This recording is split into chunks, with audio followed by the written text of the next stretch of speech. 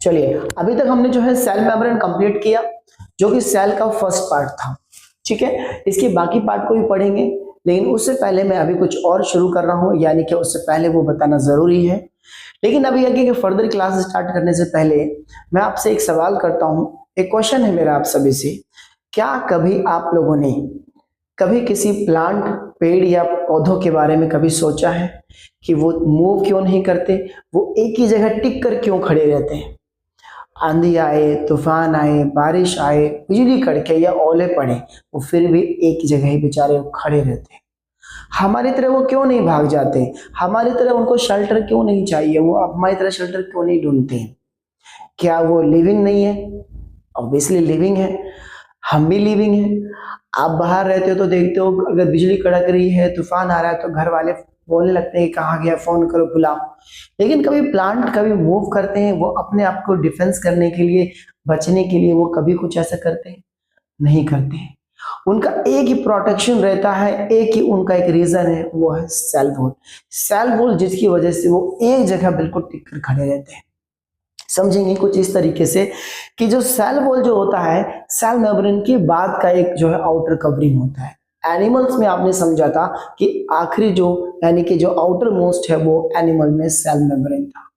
लेकिन प्लांट के अंदर में सेल मेम्ब्रेन तो होता ही है, लेकिन साथ में सेल वॉल भी होता है। देखिए कुछ इस तरीके से मैं एक रफली एक डायग्राम बनाता हूँ।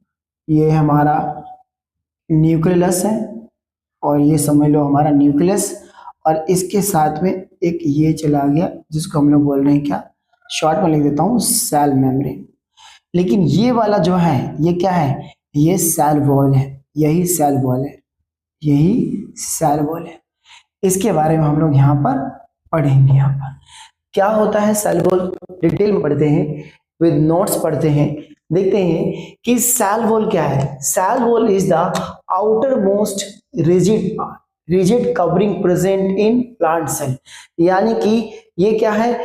आउटर मोस्ट है ये वाला, और रिजिड है। रिजिड मतलब कठोर है, हार्ड है। ठीक है, फिर it lies outside the cell membrane. Cell membrane के देखोगे कि इसके बाद ये वाला बाहरी वाला, सेल मेम्ब्रेन के बाद सेल वॉल, बाहरी वाला क्या है? सेल वॉल होता है। ये क्या करते हैं? शेप प्रोवाइड करते हैं, सपोर्ट करते हैं, और साथ ही प्रोटेक्शन देते हैं सेल को। ठीक है, तो यहाँ पर हमने देखा कि शेप भी इनको प्रोवाइड करने का काम करता है सेल वॉल, इनको सपोर्ट करने का भी काम करता है, इनको प्रोटेक्शन देने का भी काम करता है सेल वॉल। साथ ही रिजिड होते हैं और नॉन लिविंग स्ट्रक्चर होते हैं। ठीक है, ये कैसे होते हैं? रिजिड होते हैं, कठोर होते हैं, और नॉन लिविंग है। लिविंग नहीं होते, नॉन लिविंग होते हैं। ठीक है, cell wall is also present fungi या बैक्टीरिया। फंगी और बैक्टीरिया में भी सेल वॉल पाए जाते हैं। लेकिन इनके जो जो बनावटी है, जिनसे सेल वॉल बनता है, वो सबके डिफरेंट्स होते हैं, अलग अलग होते हैं। यहाँ पर जैसे कि देखते हैं कि हम जो प्लांट सेल के अंदर में सेल वॉल जो होता है, वो सेलुलोज का होता है। सेलुलोज का मतलब एक कॉम्प्लेक्स, कह सकते हो कि कॉम्प्लेक्स हार्ड कार्बोहाइड्रेट होता है। कार्बोहाइड्रेट वही कार्बोहाइड्रेट जो हमें आपको चाहिए होता है, जो हम खाने से लेते हैं। जो आपने छोटी क्लास में पढ़ा है कि कार्बोहाइड्रेट क्या देता है? एनर्जी प्रोवाइड करता है। जिसमें हम लोग चावल खाते हैं, रोटी खाते हैं, और कई चीजें खाते हैं जिनसे हमें कार्बोहाइड्रेट प्रोवाइड होता है, ये हमें एनर्जी देता है। लेकिन ये जो सेलुलोज होता है, ये क्या है? कॉम्प्लेक्स, क्या कहते हैं, कार्बोहाइड्रेट होता है। कहते हैं हैवी कार्बोहाइड्रेट होता है, जिसे हम डाइजेस्ट नहीं कर सकते। जैसे कि ग्रास यानी कि घास के अंदर में भी कार्बोहाइड्रेट होता है, लेकिन ये भी कॉम्प्लेक्स होता है, जिसकी वजह से हम यानी कि ह्यूमन नहीं कर पाते, एनिमल इसको डाइजेस्ट कर जाते हैं। जैसे कि गाय, भैंस क्या करते हैं? घास खाते हैं, ये डाइजेस्ट कर जाते हैं। हमारा वो सिस्टम ऐसा नहीं है। देखिए, एनिमल और अगर मैं क्या कहते हैं कि ह्यूमन की बात करता हूँ अगर, तो कंफ्यूज मत हुआ करो। देखिए, बायोलॉजी के अंदर में दो ब्रांचेस होती हैं। एक होता है इसके अंदर में बॉटनी और जियोलॉजी। तो जियोलॉजी के अंदर जो हम लोग पढ़ते हैं वो ह्यूमन और एनिमल्स को पढ़ते हैं, और बॉटनी के अंदर में प्लांट और फ्लावर्स को पढ़ते हैं। तो कंफ्यूज होने की जरूरत नहीं है। अगर मैं एनिमल्स बोल दूं तो इसका मतलब हम भी उसके अंदर में इन्वॉल्व हो रहे हैं। ठीक है, इसके बाद बात करते हैं बैक्टीरिया। तो बैक्टीरिया जो है किससे बना है? पेप्टिडोग्लाइकेन से बना है, जिसके अंदर पेप्टिडोग्लाइकेन का मतलब इसके अंदर में प्रोटीन और ग्लूकोज से मिलकर बना है, इसलिए पेप्टिडोग्लाइकेन कहते हैं। क्या बना है? बैक्टीरिया बना है। बैक्टीरिया का मतलब सेल वॉल, बैक्टीरिया नहीं, बैक्टीरिया का सेल वॉल पेप्टिडोग्लाइकन का बना है। इस तरीके से फंगी होता है, फंगी का भी जो वॉल सेल वॉल है वो भी कॉम्प्लेक्स कार्बोहाइड्रेट का बना है, लेकिन इसको हम लोग यहाँ पर क्या नाम देते हैं, पॉलीसेकेराइड, इसको पॉलीसेकेराइड बोलते हैं यहाँ पर, इसको फंगी के कार्बोहाइड्रेट को, जो कॉम्प्लेक्स कार्बोहाइड्रेट जिससे सेल वॉल बना है। सही है, अब आगे चलते हैं हम लोग यहाँ पर। देखिए मैंने एक थोड़ा पिक्चर आप लोग के ट्राई किया है, ठीक है, ये प्लांट सेल है जिसके अंदर हम लोग देखेंगे ये वाला हिस्सा जो जिगजैग पार्ट का है, ये क्या है, ये माइटोकॉन्ड्रिया है, ऐसे थोड़ा सा ये बना हुआ, ये क्लोरोप्लास्ट है, ये वाला देखेंगे ये अंदर क्या न्यूक्लियस है, और ये बाहर वाला ये न्यूक्लियस है, ठीक है, और ये जो डॉट डॉट ये बड़ा सा डॉट है ये राइबोसोम है, ठीक है, और साथ ही साथ देखेंगे कि अंदर वाला एक है कवर और एक बाहरी कवरिंग है, जो आउटर मोस्ट कवरिंग है, जो सबसे बाहर वाला वो सेल वॉल है, यही वाला सेल वॉल लोग पढ़ रहे हैं। ये जो थैला सा बना हुआ है एकदम जो है ब्लू कलर का, ये क्या है, ये वैक्यूल होता है।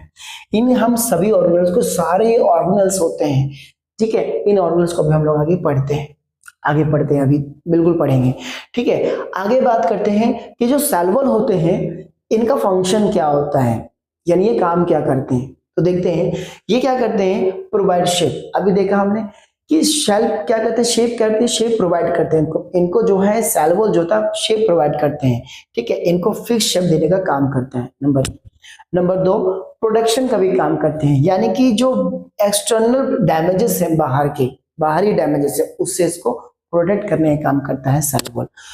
तभी तो वो बिल्कुल सीधे खड़े रहते हैं, वो मूव नहीं करते, और कितना हार्डेस्ट पार्ट होता है। अच्छा, वही वाला हार्डेस्ट पार्ट जिसको रॉबर्ट हुक ने 1665 में 1665 में क्या किया था, उन्होंने रिसर्च किया था, प्रैक्टिकल किया था और डेड सेल पाया था, ठीक है ना।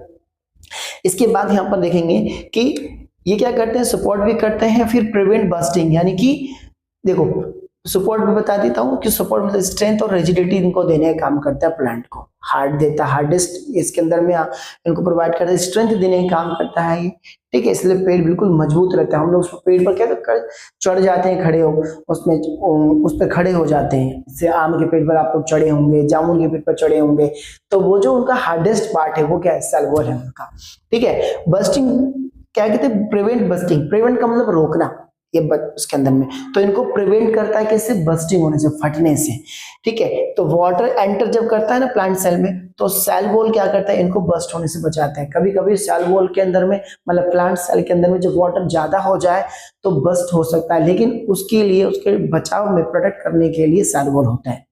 इसके अंदर में एक चीज देखेंगे यहाँ पर कि जब हम सेल वॉल को देखते हैं, किसके अंदर में, कि जब लिविंग सेल अगर वाटर को लॉस करते हैं तो क्या होता है, एक ऑस्मोसिस प्रोसेस से लॉस करते हैं, हमने पढ़ा है ऑस्मोसिस प्रोसेस, ये वाला ऑस्मोसिस प्रोसेस आपने यहाँ पर पढ़ा है, जिसकी वजह से क्या होता है, वाटर रिलीज होता है, ठीक है, इसके अंदर में ये लॉस होता है। तो जब वाटर अगर प्लांट सेल के अंदर में अगर क्या होगा, बाहर निकल जाएगा, तो प्लांट सेल क्या समझेगा, श्रिंक हो जाएगा, सिकुड़ जाएगा, ठीक है, तो श्रिंकेज हो जाएगा या कॉन्ट्रैक्शन हो जाएगा, एक ही बात है।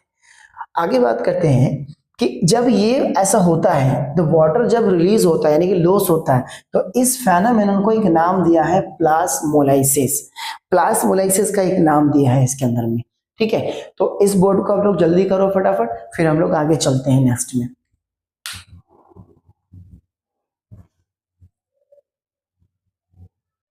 देखिए जब हम बात करते हैं कि वाटर लॉस का, तो हाइपरटोनिक में क्या होता है, वाटर लॉस होता है। हाइपरटोनिक में वाटर लॉस क्यों होता है, इसलिए लॉस होता है क्योंकि हाइपरटोनिक के अंदर में सॉल्वेंट जो होता है वो कम होता है और सॉल्यूट ज्यादा होता है। सॉल्वेंट मतलब पानी कम होता है, सॉल्वेंट और सॉल्यूट जो होता है नमकीनी ज्यादा होगा। जब सेल के बाहर सॉल्वेंट नहीं है, वाटर नहीं है, तो जो प्लांट होगा वो क्या होगा, प्लांट श्रिंक कर जाएगा, उसका भी वाटर लॉस हो जाएगा। तो इस तरीके से वाटर इसके अंदर लॉस हो जाएगा। इसलिए अगर हम वाटर को कहते हैं, प्लांट सेल को अगर हाइपरटोनिक सॉल्यूशन में रखते हैं, तो हाइपरटोनिक सॉल्यूशन में रखने से क्या होगा, प्लांट सेल श्रिंक हो जाएगा। लेकिन अगर हम प्लांट सेल को अगर हम हाइपोटोनिक में रखते हैं, जहां पर सॉल्वेंट यानी वाटर ज्यादा है, सॉल्यूट कम है, तो बाहर पानी ज्यादा है, तो क्या होगा, वाटर एंटर कर जाएगा प्लांट सेल में और प्लांट सेल स्वेल कर जाएगा, यानी कि फूल जाएगा, मोटा हो जाएगा। सही है। अब हम डिफरेंस को भी देख लेते हैं थोड़ा। देखिए सेल वॉल और सेल मेम्ब्रेन के डिफरेंस को देखिए। सेल वॉल के अंदर हम देखेंगे तो सेल वॉल क्या होता है, नॉन लिविंग होता है। सेल वॉल नॉन लिविंग होता है, जबकि सेल मेम्ब्रेन जो होता है वो लिविंग होता है।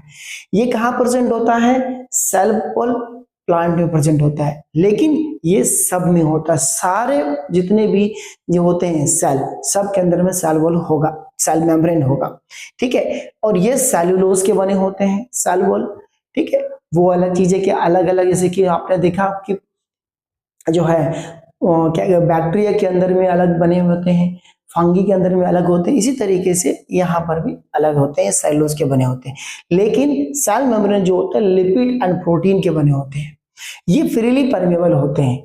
कैसे होते हैं? फ्रीली परमेबल, यानी कि चीजों को ही आराम से जाने देता है, ठीक है। और ये क्या करते हैं? ये चीजों को सिलेक्ट करके जाने देता है, जो जरूरी है वही जाने दे, कंट्रोल करने का काम करता है, मूवमेंट सब्सटेंस को कंट्रोल करता है, और ये रिजिडिटी प्रोवाइड करने का काम करते हैं। अभी तक आपने ये जो देखा यहाँ पर, ये सेल वॉल टॉपिक खत्म हो गया और डिफरेंस जो है दोनों का कंप्लीट हो गया।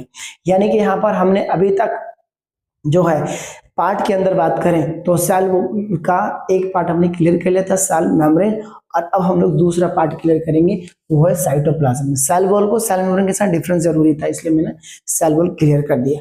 साइटोप्लाज्म को हम लोग हिंदी में बोलते हैं कोशिका द्रक। देखिए सेल वॉल जो है उसको कोशिका भित्ति कहते हैं हिंदी में। हिंदी वाले स्टूडेंट घबराने वाली जरूरत नहीं है। आप लोग को अगर कोई भी प्रॉब्लम होता है आप लोग मुझे लिख के दें, कमेंट करें, मैं आप लोग को प्रॉब्लम सॉल्व करूंगा। आगे बात करते देखो साइटोप्लाज्म क्या होता है। साइटोप्लाज्म जो होता है एक जेली लाइक सब्सटेंस होता है, जाली की तरह होता है, ठीक है, जेली की तरह पदार्थ होता है वो। और कहां पर होता है? ये सेल मेम्ब्रेन और सेल न्यूक्लियस के बीच में होता है। देखो कुछ इस तरीके से, अगर मैं कहूं कि ये वाला एक तरीके से ये न्यूक्लियस, ये न्यूक्लियस है, और ये वाला जो है सेल मेम्ब्रेन है। तो बाकी जो ऑर्गेनेल्स होंगे, ठीक है, ये सब क्या है? ये सब साइटोप्लाज्म है, ठीक है। तो साइटोप्लाज्म कहाँ है? सेल मेम्ब्रेन और न्यूक्लियस, जिसको हम लोग न्यूक्लियस कहते हैं।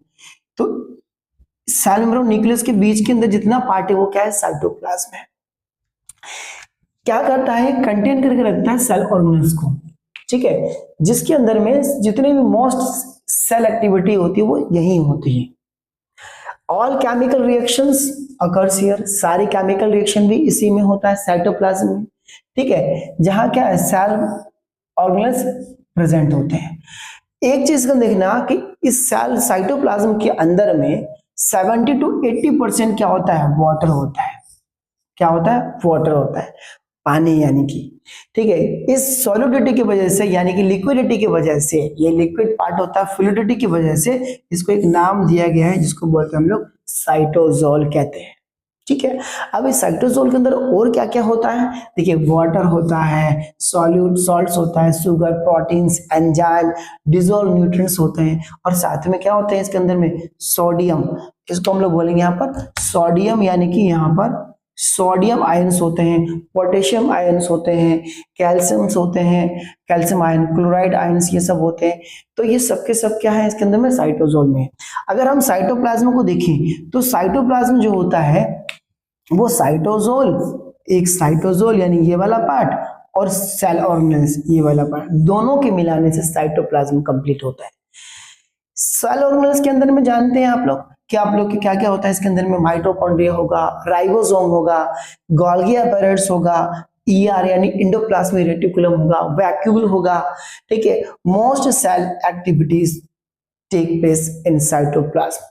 सारे के सारे एक्टिविटी जितने भी इंपॉर्टेंट, मोस्ट इंपॉर्टेंट है, वो सब यही होते हैं, ठीक है। जैसे कि रेस्पिरेशन हो गया, साइटोप्लाज्म में होगा, ठीक है। प्रोटीन कहते हैं सिंथेसाइज हो गया, सिंथेसाइज मतलब कह सकते हैं कि बनना, तो प्रोटीन बनने का काम यही होता है। ट्रांसपोर्ट मटेरियल भी यहीं पर होता है।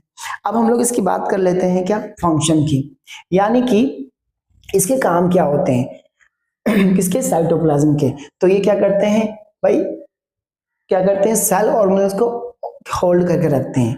साइट ऑफ केमिकल रिएक्शन भी यहीं पर होता है। ट्रांसपोर्ट्स ऑफ मटेरियल्स होते हैं, ट्रांसफर मटेरियल भी यहीं पर होंगे, स्टोरेज यहाँ होगा, सपोर्ट सेल एक्टिविटीज। और क्या करते हैं? क्या करता है? Help in growth, metabolism and maintenance of cell. ये सारा काम यहाँ पर साइटोप्लाज्म के अंदर होता है। अब हम लोग आगे जो है इसके अंदर में सेल ऑर्गेनेल्स को पढ़ेंगे। अगर वीडियो आपको उपयोगी लगे तो आप लोग इसके अंदर में आप लोग कमेंट कर सकते हैं। आप लोग कुछ ना कुछ तो जरूर मेरे लिए लिखें और साथ ही साथ लाइक जरूर कर दें, और हाँ, सबसे इम्पोर्टेंट चीज क्या, सब्सक्राइब जरूर कर लें और बेल आइकन का ऑल में क्लिक करें ताकि मेरी जितनी वीडियो आप लोग जो है पहुंच सके और आप लोग एग्जाम को अच्छे से क्रैक कर सके। 100 मार्क्स का पूरा आप लोग टारगेट लेके चले, कोई भी दिक्कत नहीं है। आप लोग अपना डाउट मेरे कमेंट में डाल सकते हैं, ठीक है। और अपने जो फ्रेंड है, अगर आपको जेलस नहीं है आपको फ्रेंड से, सॉरी, उसे आप उसको भी शेयर कर दें। Thank you. आप लोग अपने अपने मेहनत से पास होते हैं। चलिए।